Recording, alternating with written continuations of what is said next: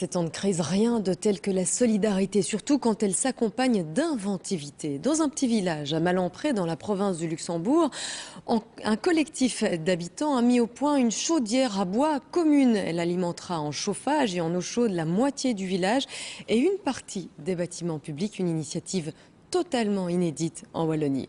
Hugues Angot. Malempré, un village d'une petite centaine de maisons en province du Luxembourg. Autour de la table, un ingénieur, un banquier, un agriculteur et une responsable des ressources humaines. Leur point commun, ce sont de futurs fournisseurs d'énergie. La chaudière est beaucoup plus petite. Depuis près de 2 ans, ils planchent sur le projet d'une chaudière à bois qui alimenterait en eau chaude et en chauffage la moitié du village. Un des objectifs, c'est vraiment d'être indépendant par rapport aux énergies fossiles.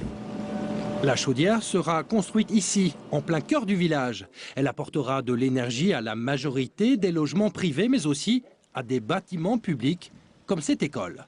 Quant à la matière première, le collectif se fournira dans un premier temps en Syrie et utilisera ses déchets. Puis ce seront les agriculteurs qui alimenteront la chaudière.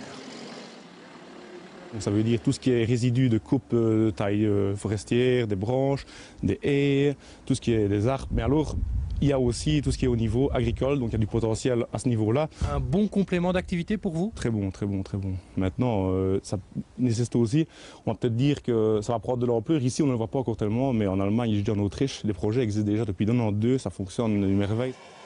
Dans quelques mois, les habitants pourront donc se passer de chaudières individuelles. Reste le raccordement des habitations. Là, le collectif profitera des travaux communaux de renouvellement des conduites d'eau. Bref, un projet privé avec un soutien financier du public.